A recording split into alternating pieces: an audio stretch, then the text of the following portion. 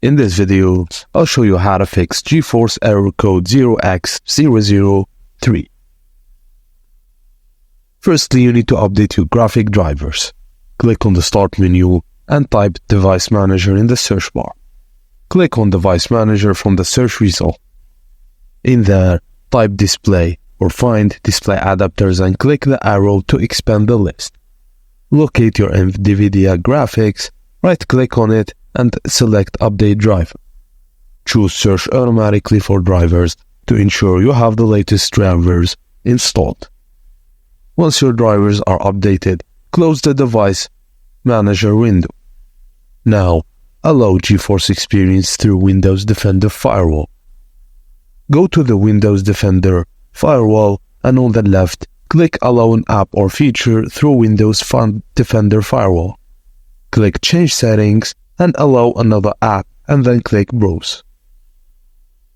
Navigate to the NVIDIA Corporation or GeForce Experience X file and select it.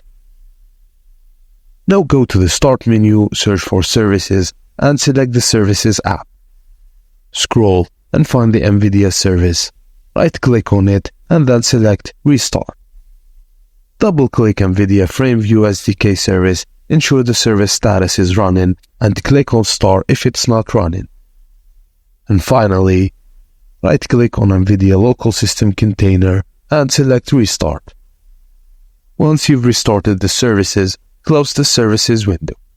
Now all you have to do is type local app data on the search or run dialog and navigate to the NVIDIA Corporation folder. Locate the CEF cache folder, right-click on it and select Delete. And if nothing helps, you can reinstall the GeForce Experience application on your device.